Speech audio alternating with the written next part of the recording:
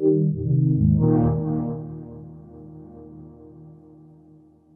name is Scott Taylor. I'm the project lead on Destiny 2 Forsaken. All right, so I guess there's a couple of things I want to talk about. The Gambit and then the story. So I think we'll tackle the story later on because there's big elements there that we want to... I don't know. You don't know? You'll remind me when we get there. So let's just start off with Gambit. Brand new PvPvE game mode. Yep. How did that come about? And can you just give us a rundown of how that actually works? Yeah, so Gambit is a whole new activity for Destiny. If you're a Destiny fan, you've never played like this before, it combines the best elements of Destiny. It's shooting monsters and fighting other Guardians, and it's all mashed in a blender together.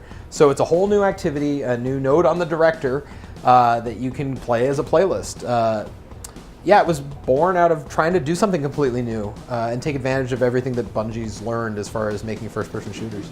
So when I actually got the hands-on, I saw one map that was in the EDZ. Yeah. And during that, I was fighting against Fallen and then Taken. Yep. Now, are there other enemies that can appear in that map, and how many other maps can we expect? Yeah, so the Taken are a very specific element that have to do with blockers and primevals, which are the boss characters that you face throughout. Other than that, there's 4 maps, all sorts of combatants there's at least 3 different kinds of combatants on all 4 of the maps, and so there's gonna be a lot of variety of different monsters to fight. So can we expect maybe the Scorn to show up on some of the newer maps? Yeah, I believe you might be seeing that. And I saw in one of the trailers that there was a bit of a purpley type. Now that's... I don't know. We were confirming the EDZ one. There's going to be 4 maps. One of them looked purple. We'll see where that lands. Excellent. And so you mentioned blockers. Yeah. How does that moat and blocker system work? Right. So one of the key goals here was to make a race that 2 teams were competing against each other to beat the boss. And so one of the things that we thought was interesting was, hey, maybe we can be disrupting the other team. One of the things you do when you kill a combatant in Gambit is they drop something we call a moat. Now, when I as a player pick up either 5, 10, or 15 moats, I can deposit them in a bank. When I do that, based on how many I've done, I send a blocker to the other team, which is essentially a taken combatant that closes their bank down. It means that they can't deposit any moats. So I'm making it so that I'm progressing and that team isn't unless they deal with their blockers. And so that's the gist of it. It's getting in their way, slowing down their ability to both summon and destroy their primeval. And the primeval is the final boss. Mm-hmm. How do you summon the primeval? So by the time you get 75 moats on your side of the map, that's going to summon this primeval. It locks your bank down, and then your goal is to burn down that primeval as fast as possible. But the problem is that once you summon your primeval, a portal from the other side team's map opens up, and they can invade you constantly.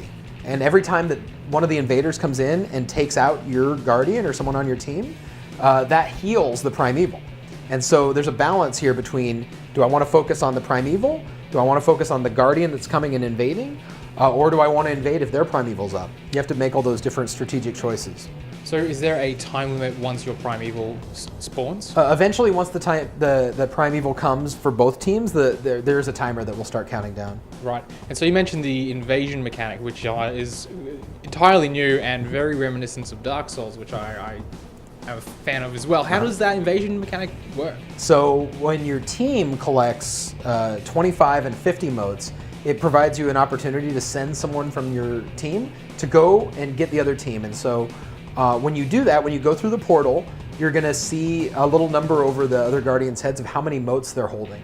Now, if you take them out, they're going to drop their moats and lose them. So this is an opportunity for you to either slow them down if they don't have any moats because they're trying to get some, or to have them literally lose their moats and slow their progress down. So people can invade twice on the race to 75 moats, and then what's the limitations once the portal opens with the primeval? Once the portal opens with the primeval, it is constantly turning over. There's a slight kind of cooldown in between when you go over, but it's pretty much going to keep popping up over and over again every minute or so at the longest case. What do I do if I've got some teammates on my team who are no good and just constantly try to rush the gate? Is there a way that I can, someone who looking to perhaps grief me? believe that there's people that are going to want to hang out near the gate, but it's a race to the gate, and it's not really griefing you to go through the gate. I mean, that person, if they're, that doesn't, we aren't expecting that to be a huge problem, but there's no mechanic in place. It's whoever gets through the gate first is the one who gets to invade. Cool. And then I also wanted to ask about when you are invading, is it you just run in as your normal Guardian with no extra buffs? So when you invade, you're supercharged with a shield, and so it's about 2 to 3 times your normal overshield. And some good strategies about invading are, if you have heavy ammo, if you have your super at the ready, those are good times to invade. If you see that the other team has a bunch of motes that they're holding but haven't deposited, and you can tell on the top of the UI, you see a gray line where you see that they're holding motes. Those are good times to invade, but yeah, you are harder to kill when you go through. It's all about giving a power fantasy, making it so that when you go through and you're, it's 4-on-1, so you are at a disadvantage. But so we wanted to even it up a bit and also make it feel like you can go in there and actually disrupt the other team. Are the enemy combatant, the AI units, are they a hindrance to the invader?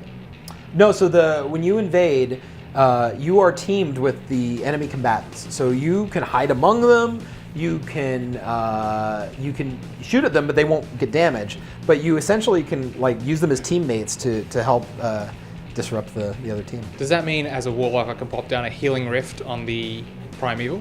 It does not mean that to heal them. You could actually, that's a pretty viable strategy to because when there's primevals up, and if you do that healing rift with that new super, the new warlock super, you are super strong, and so you can. They're coming for the primeval, and you have a nice point just to fend them off because the primeval isn't bothered with you. Speaking of the new supers, what can you tell us about those? I only got to see one of them during the playthrough. So we have 9 new supers. We're showing off 3 of them on the show floor. We have the Titan Arc super. It's kind of essentially become Superman. You can fly across the map. We have a new Warlock Solar super where you can have I think it's Well of Radiance. I believe that's the name. Don't quote me on that. But it extends your healing, and the longer you stay there, the stronger you are. And then there's the Void Hunter, where you can see through walls, which is pretty amazing. So you mentioned the Striker, or the Arc, sorry. That's right. Yeah. Once you cast it, you just go straight down to the ground? Well, you can jump up in the air, and you could actually propel yourself pretty far on the map. And so once people get the hang of it, they're going to be able to direct their super. So there's in-air mobility with the super? Yeah, you can move it around. You can kind of pivot in the air. Is that affected by the mobility stat at all? I don't know. I also wanted to ask about the weapons that we saw, because I had a look at the new exotic bow. I didn't catch the name of it. Do you remember the exotic bow? Trinity Ghoul is the name of the exotic bow. So yeah, we have a new exotic bow called Trinity Ghoul. It's pretty awesome. It's one of the new bow and arrows that we have in the game. How does the ammo economy work in a PvE, PvP environment? Well, so we are changing the weapon system, changing the way the weapon slots work. And so for all of that, we're still iterating on this, but we understand that that's going to change up how balance of the ammo works. And so we're still working on it, but it'll be consistent through the different modes to make sure it feels the way it needs to feel. So does that mean that if I have managed to kill enough yellow health bar enemies and gotten enough rockets, I could potentially invade with a wealth of power ammo? You could, just like the game now, if you hoard your power ammo, you could fill it up and invade with as many as the rockets can hold. And so, speaking of the weapons as well as the new bow, how do the rewards for Gambit work? So Gambit has a whole new armor set and a whole new set of weapons, in addition to an exotic that's tied to it. And so they're going to feature our random rolls that are added to the weapons in year 2. And so yeah, that's by playing that. The activities are only available in Gambit. So the exotic that's tied to it, is that the one that looks maybe like a hollowed out, maybe reminiscent to Thorn? It's if you take a peek at the trailer for Gambit, you might get a hint of what the exotic is. So because it is a PvE, PvP environment, players are quite fond of having modifiers attached to like strikes and then the added difficulty of raids. Is there a potential to have modifiers added to this to change up difficulty? So we're really focused right now on launching Gambit 'cause it's a totally new thing. It's not a strike, or it's not a Crucible map or a mode. So we're going to launch it with 4 maps. It's going to be a single playlist. And then we're excited to see what we think and what the community thinks about where it should go next.